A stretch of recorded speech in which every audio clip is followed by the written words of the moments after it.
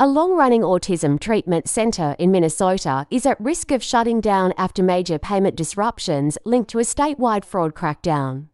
The facility, known as the Holland Center, has been serving children and adults with autism for over 2 decades. Its founder, Jennifer Larson, originally created the center for her non-speaking autistic son, who is now 25. She says she has personally invested hundreds of thousands of dollars to keep the center operating because the state failed to reimburse claims for nearly 2 months. According to Larson, many legitimate autism providers across Minnesota are struggling due to these delays. Some have reduced hours, laid off staff, or closed entirely.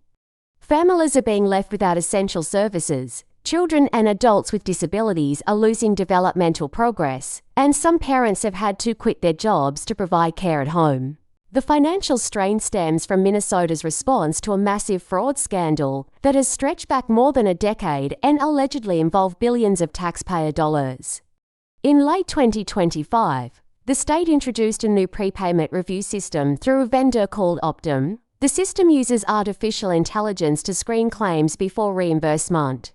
State officials say the new review process is not responsible for the payment delays. However, Larson states that her center accumulated more than $600,000 in unpaid claims between early December and late January. She argues that nearly all claims were flagged in the first round of reviews, creating widespread disruption for legitimate providers. Larson testified before a congressional subcommittee, stating that ethical, long-established autism centers are being harmed by what she described as a poorly executed response to fraud.